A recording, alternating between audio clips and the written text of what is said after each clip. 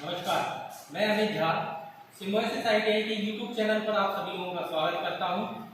तो आज हम जानेंगे लेथ मशीन के बारे में। लेथ मशीन क्या होती है, इसके कौन कौन से भाग होते हैं, इसकी बेसिक नॉलेज के बारे में आज हम इस वीडियो में चर्चा करने जा रहे हैं। जरा ध्यान से देखें। आइए जानते हैं लेथ मशीन के बारे में।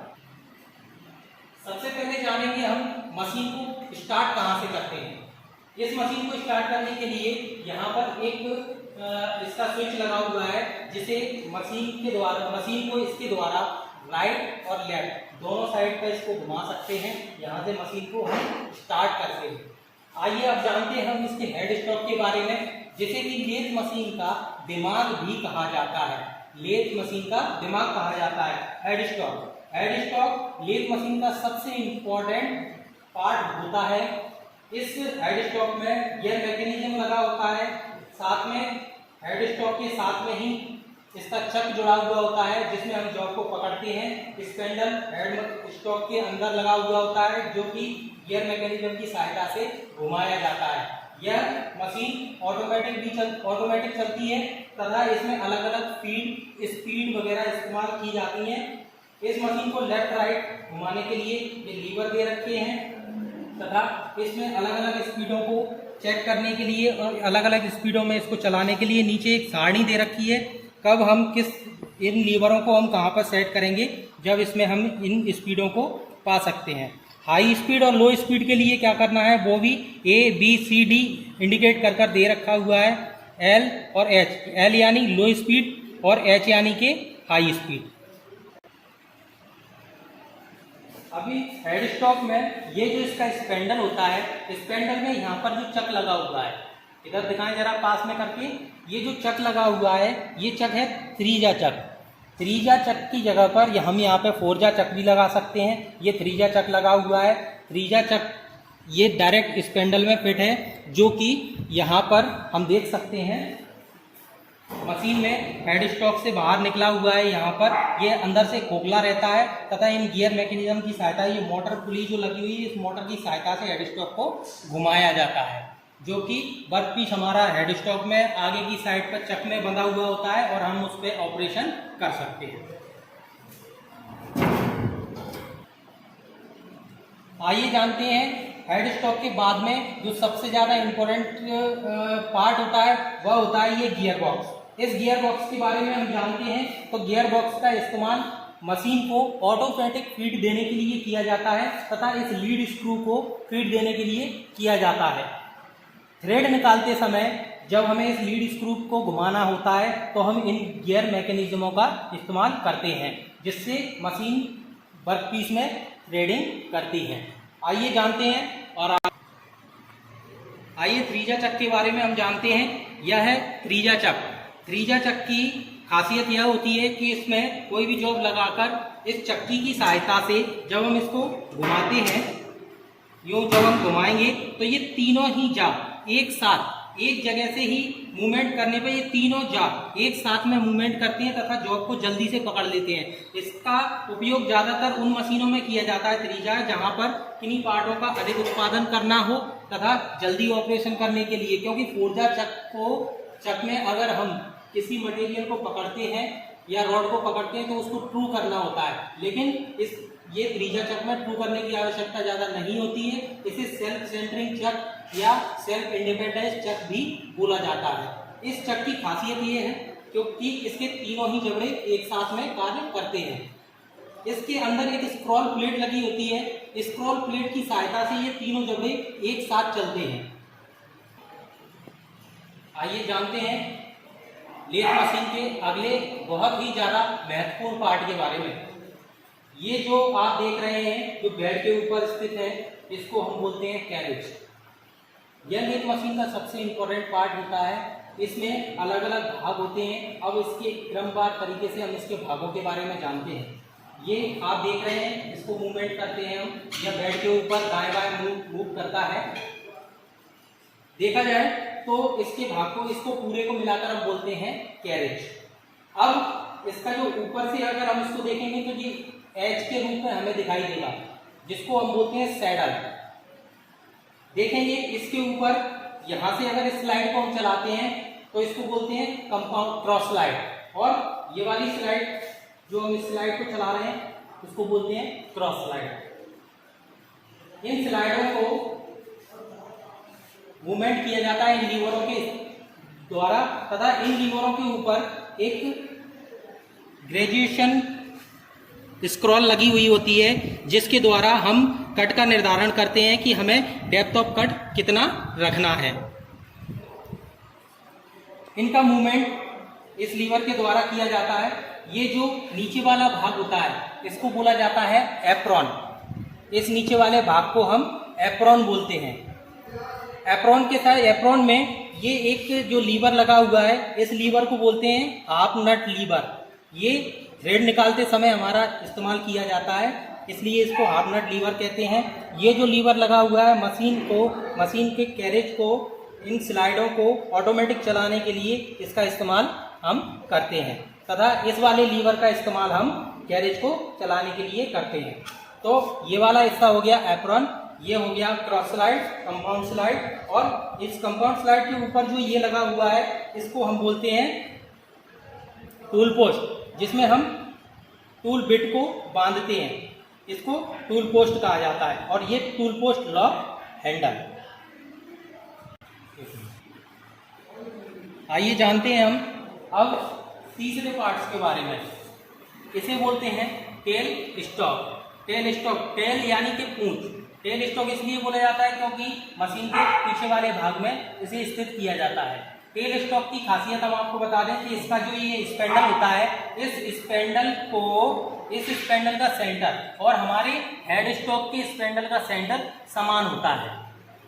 ये बहुत इंपॉर्टेंट पार्ट है। इसके द्वारा जो लंबी दूरी के लंबा अगर कोई जॉब हम इस पर बांधते हैं या किसी अदर ऑपरेशन के लिए हम टेल स्टॉक में डेड सेंटर या रिवॉल्विंग सेंटर लगाकर हम इस पकड़े हुए जॉब को जो हेड स्टॉक में पकड़ा हुआ होता है उसको सहारा देने के लिए हम इस्तेमाल करते हैं। तथा लेथ मशीन पर ड्रिल आदि करने के लिए, ड्रिल या डीमर आदि करने के लिए हम टेल स्टॉक का इस्तेमाल करते हैं। इस स्पेंडल में हम उनको पकड़ सकते हैं। इसके स्पेंडल में मोर्स टेपर कटा हुआ होता है तथा ड्रिल टेपर, शेंक ड्रिल, उन पर भी मोर्स टेपर कटा हुआ होता है। उसे स्लीव वगैरह की सहायता से या डायरेक्ट भी हम इसमें फिट कर सकते हैं, जो कि पुश फिट होता है और ऑपरेशन कर सकते हैं। अब मैं आपको टेल स्टॉक के बारे में बता दूं तो ये जो इसका लीवर दे रखा है ये रहा स्पेंडल। इस वाले भाग को हम स्पेंडल कहेंगे। ये इस स्पेंडल को लॉक करने के लिए ये लीवर लगा हुआ होता है तथा अगर हम देखें तो ये जो हैंडल है इसको स्पेंडल हैंडल बोला जाता है। ये स्पेंडल को आगे और पीछे करता है तथा ये अपर बॉडी होती है और इसके नीचे आप देख रहे हैं ये जो बेड के ऊपर स्थित होती है इसको कहते हैं लोअर बॉडी। लोअर बॉडी और अपर बॉडी।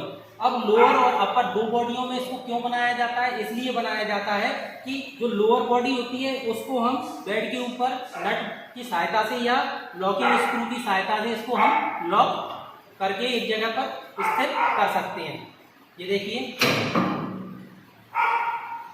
अब मैं इसको लॉक कर दूंगा, अब ये आगे पीछे नहीं होगा। ये लोअर बॉडी का काम होता है जो कि नीचे एक मैकेनिज्म की सहायता से बेड के ऊपर फिट हो जाती है।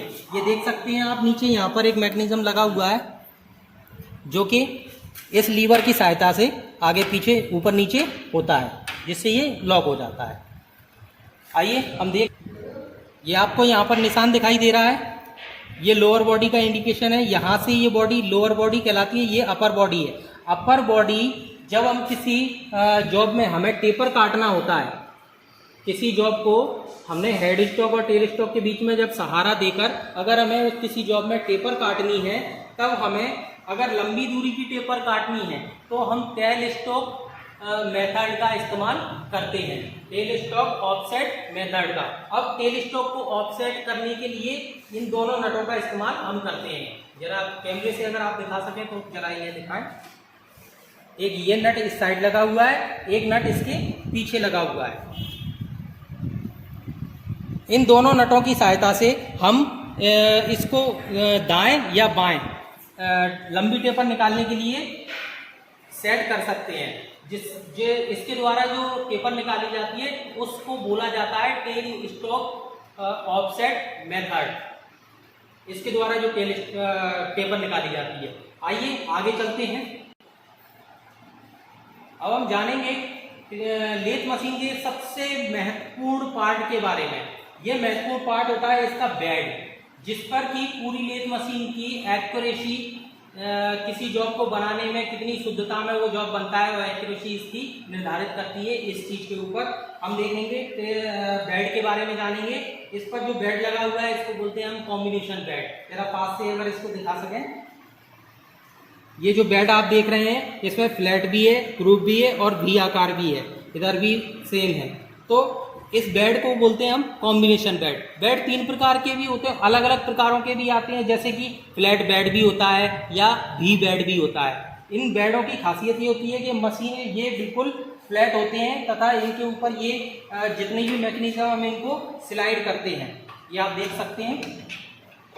ये बेड के ऊपर हम स्लाइड कर रहे हैं। बेड में एक देखने वाली खास बात यह भी है कि जब हम इस मशीन पर, जब हमने चक में कोई पीस बांध लिया, यानी कि मान सकते हैं कि चक के बराबर या चक से छोटा कोई पीस है तो वो नॉर्मली चल जाएगा, इसके ऊपर घुमाया जा सकता है। लेकिन स्विंग ओवर बेड जो एक प्रोसेस होती है, स्विंग ओवर बेड मतलब कि हमने इतना बड़ा पीस इस पे लगा लिया कि इसको हम घुमा नहीं सकते, क्योंकि बेड से इसकी ऊंचाई में अंतर है। यहाँ पर वो चीज फंसेगी या टकराएगी, इसके लिए यहाँ पर आप देख सकते हैं इस बेड को काट कर यहाँ पे एक निशान बना हुआ है। इसको यहाँ इन नटों की सहायता से, जरा दिखा सके तो, इन नटों की सहायता से ये 2 नटों को खोलकर इस वाले हिस्से को, इतने हिस्से को हम बाहर निकाल सकते हैं। बाहर निकाल लेंगे तो चक से बड़े किसी जॉब को अगर हम इसमें बांधते हैं तो उसको हम यहाँ तक घुमा सकते हैं। इसको चक से बड़े किसी भी जॉब को हमें घुमाने के लिए इसको निकाल लेते हैं। तो इस जो हिस्सा ये होता है इसको हम बोलते हैं गैप बेड। इसका जो ये टुकड़ा, बेड का जो टुकड़ा हम निकालते हैं इसको बोलते हैं गैप बेड। कुछ मशीनों में ये पाया जाता है, कुछ मशीनों में ये बनाया जाता है, लेकिन कुछ मशीनों में इसको नहीं रखा जाता, जो कि छोटे या हल्के कामों के लिए जिन मशीनों का इस्तेमाल किया है उनमें गैप बेड नहीं होता है, लेकिन हैवी वर्क के लिए इन बेडों का इस्तेमाल किया जाता है। आइए जानते हैं लीड स्क्रू के बारे में। लीड स्क्रू आप देख सकते हैं, ये जो रॉड लगी हुई है इसको हम लीड स्क्रू कहते हैं। इसके ऊपर स्क्वायर थ्रेड या एक्मे थ्रेड दोनों तरीके के लीड स्क्रू होते हैं। इन लीड स्क्रू का जो इस्तेमाल होता है वह होता है मशीन में ऑटोमेटिक फीड देने के लिए, और मशीन में थ्रेड काटते समय इस लीड स्क्रू को हम हाफ नट लीवर के द्वारा एंगेज कर इस पर हम थ्रेड निकालते हैं, जो कि थ्रेड की पिच को मेंटेन करता है। इससे हम मशीन की ऑटोमेटिक फीड भी देते हैं। अब जानते हैं हम लीड स्क्रू के बारे में। जो हमने जाना, ये आपका बेड के नीचे स्थित होता है। आइए हम जानते हैं अब कि आपने देखा कि ये जो मूवमेंट कर रहा है, कैरेज जो हमारा इसके ऊपर मूवमेंट कर रहा है, इसको चलाने के लिए ये जो लीवर है, ये लीवर, इसके अंदर एक पिनियन लगा हुआ है। इसके अंदर एक पिनियन लगा हुआ होता है जो कि इसको चलाने के लिए सहायता करता है। ये जो पिनियन घूम रहा है, ये पिनियन इस रैक के ऊपर घूमता है। ये आप देख सकते हैं, यहाँ पर ये पूरी रैक लगी हुई है, ये रैक के ऊपर घूमता है। इस रैक से इस पिनियन की जो पिच मैच होती है, उससे इस लीवर के द्वारा जब घुमाते हैं तो ये इसको आगे पीछे चलाता है। इसको बोलते हैं रैक और पिनियन। अगर क्वेश्चन आता है कि कैरेज किस सिद्धांत पर कार्य करता है, तो रैक और पिनियन के सिद्धांत पर कार्य करता है। आइए जानते हैं अब मशीन को चलाने के लिए जिस मोटर का इस्तेमाल किया जाता है, उस मोटर के बारे में हम जान लेते हैं। ये आप देख सकते हैं यहाँ पर, ये सबसे महत्वपूर्ण चीज है। इस मोटर को मशीन के पीछे फिट किया गया है, 3 फेज की मोटर है। इसके द्वारा, इस मोटर के द्वारा हम इन वी बेल्टों की सहायता से हम मशीन के अंदर जो हेड स्टॉक के अंदर जो मैकेनिज्म है, जो गियर मैकेनिज्म है, उसको हम चलाने के लिए उसके इस मोटर के द्वारा हम फीड देते हैं, जिसके द्वारा ये पूरी मशीन में स्पेंडल वगैरह ये कार्य करते हैं और घुमाया जाता है। पूरा इस 3 फेज मोटर पर डिपेंड करता है।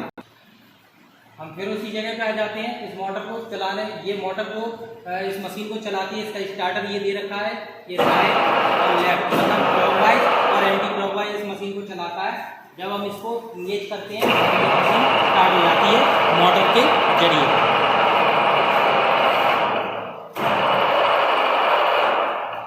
तो आज हमने जाना है लेथ मशीन की कुछ पार्टों के बारे में और मशीन का कौन सा पार्ट कैसे काम करता है और उसका सिद्धांत क्या होता है। आज लेथ मशीन के बारे में जो हमने बेसिक नॉलेज जो ली है ये आपको बेसिक मशीन के बारे में बताने के लिए थी। अब इसके बारे में जो पार्ट बाय पार्ट जो थ्योरी में दे रखा है, अब उसके लिए हम मिलेंगे अगली वीडियो में और उस वीडियो में हम हर पार्ट के बारे में थ्योरिकल भी जानेंगे।